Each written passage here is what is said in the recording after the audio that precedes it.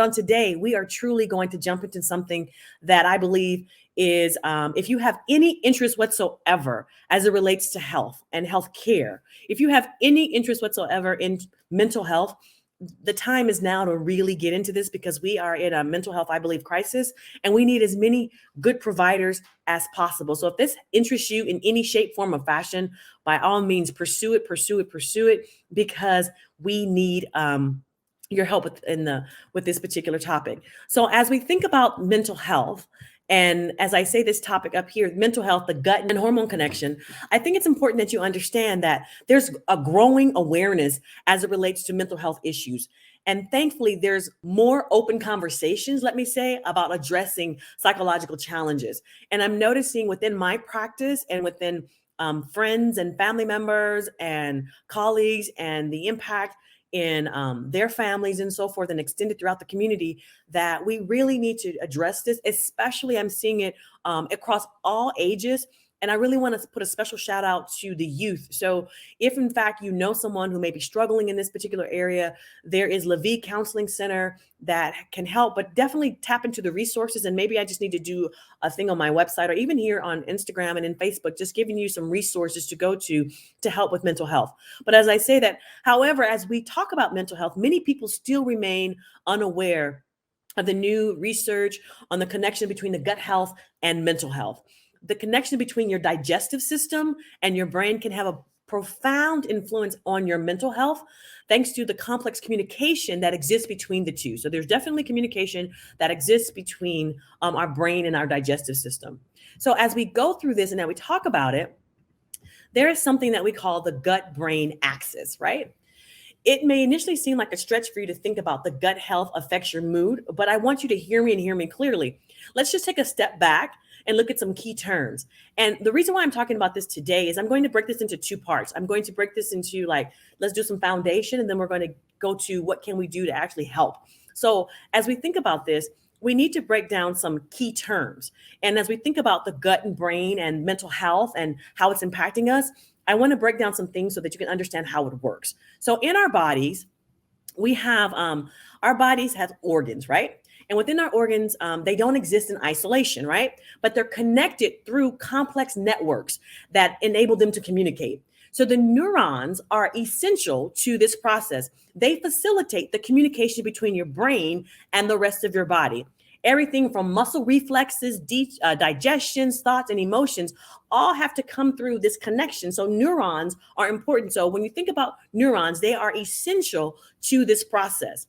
As we think about neurons, the next thing I want to break down is neurotransmitters, okay? I like to refer to these as the feel-good hormones. People are so used to hearing about sex hormones, estrogen, testosterone, progesterone, DHEA, but I want to talk about neurotransmitters. The neurotransmitters are the body's chemical messengers responsible for submitting messages from neuron to neuron. And when it comes to our mood regulation, there's an imbalance of certain neurotransmitters that can result in mood disorders.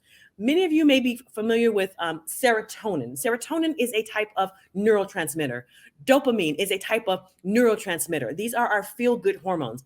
And serotonin is one of these powerful neurotransmitters that regulate your mood. And if there's a shortfall of serotonin, it can lead to depression, right?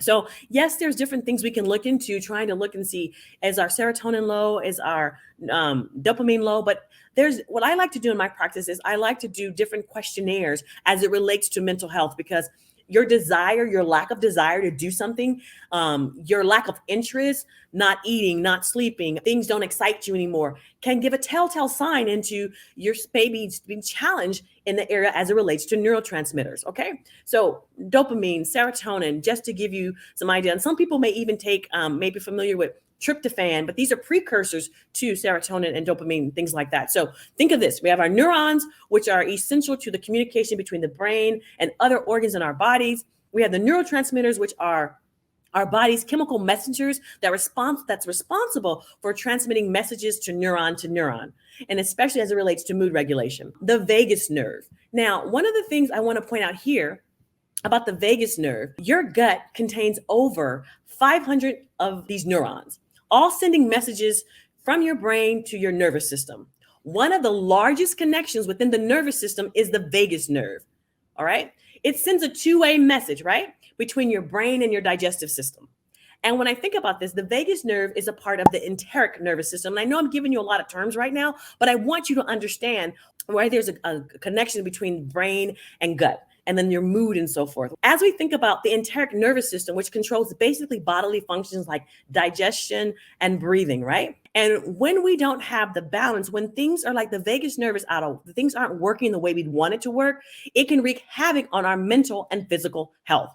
Studies have shown that poor vagal tone can lead to difficulties in regulating your emotional responses. So when we think about our vagus nerve, there's some things you can do to help your parasympathetic system right now that relate to your vagus nerve. So if you want to help vagal tone, which can help you overall, it is number one, you can sing.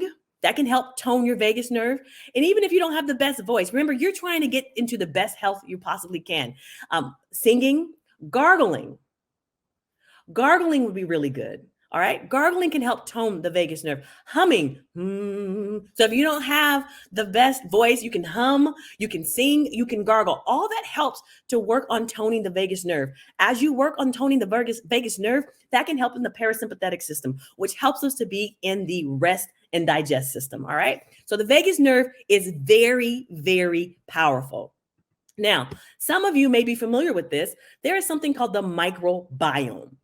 The microbiome connection. Your gut is also a microbiome of trillions of microbes, which are bacteria, fungi, viruses, all there. These microbes play an important role in your health, including your mental health.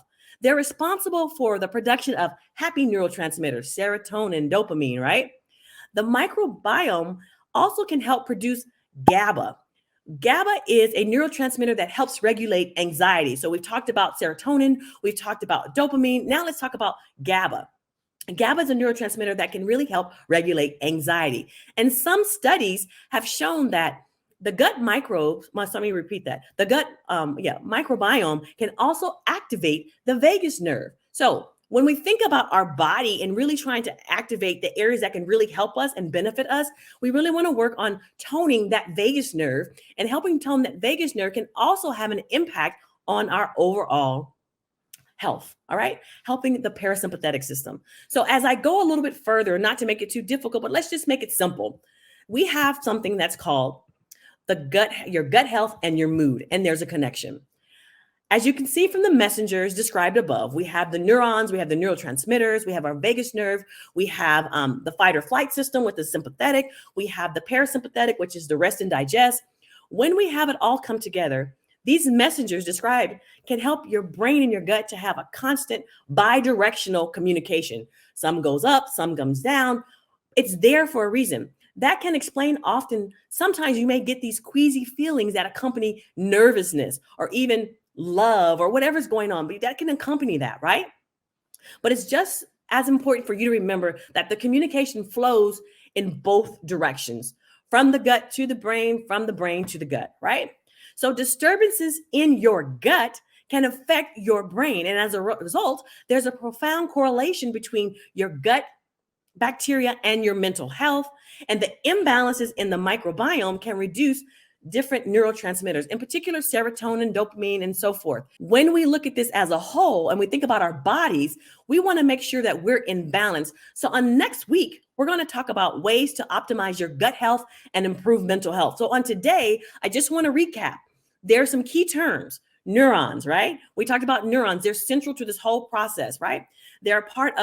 They facilitate communication between your brain and the rest of your body. Neurotransmitters, your feel-good hormones. The vagus nerve. The vagus nerve has a bi-directional communication that's going on. We want to tone the vagus nerve. Sing, hum, gargle. Gargle as long as you possibly can to help tone that vagus nerve, right? And then we have the microbiome connection. As we start to work on these things, we can start to do inches towards helping mental health. I know that we have an issue overall. There's a crisis as it relates to mental health, but I don't want to negate. There's some things that we can do for our body. So if we can start to just do the simple things and then get into therapy where we need it. And if we need the medication, we'll get it. But later next week, I'll go into ways to optimize your gut health and improve mental health as a total. So as a total picture. So with that being said, On today, I think one of the things we can do besides focusing on vagal tone is really work on redirecting some thoughts. So if there's something that just a obtrusive thought that's going on, it's like, I want you to understand, our intrusive thought, that is, I want you to figure out what is something else that you can focus on. So can we change our focus? Can we change our position? Can we change our location? What can we do actively to do the things that can help us along the way? And I don't want to forget that therapy is important.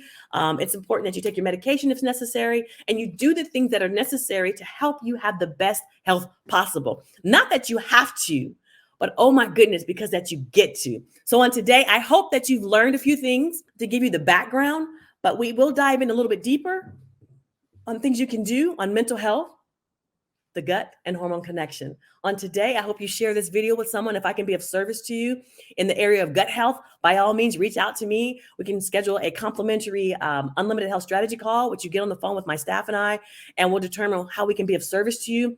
But don't sit back and not do anything for your health because you're like, I don't know what to do, or you don't know, maybe this is you. If you're on the fence, let's jump on the call and see. It has no cost to you other than a few moments of your time. So with that being said, thank you so much.